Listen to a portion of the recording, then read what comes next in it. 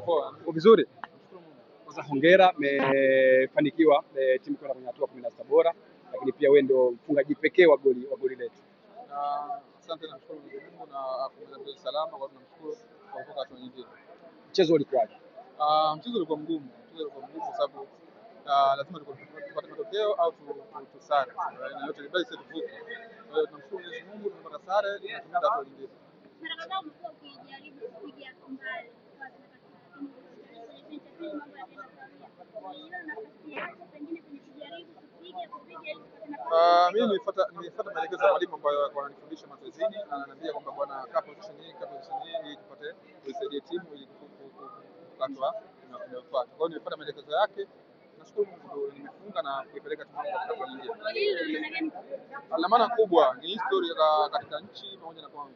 Kwa hiyo ina maana kubwa.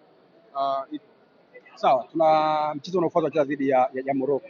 Pengine ni mchezo wa aina gani? Kisha kucheza na Morocco pia.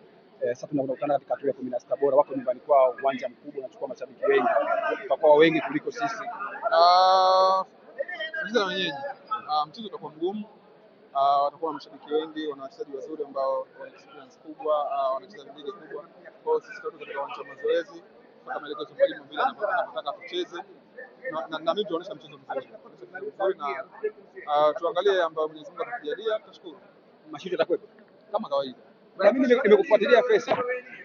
Mechi ukianza kama upigi mashuti basi unaweza kumaliza usipige shuti mechi nzima. Lakini ukishaanza kwa kupiga basi lazima utapiga mashuti mengi zaidi.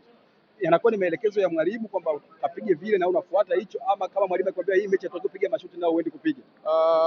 Sisi kwa tunafanya video ambayo tunaangalia technicalities ya weakness zao, na kwa hiyo mwalimu aliniambia kwamba position hii, alafu position hii aidha toa pasi aidha jaribu goli. Kwa hiyo nifuata maelekezo yake na ndio maana kilichotokea. Shukuru. Asante.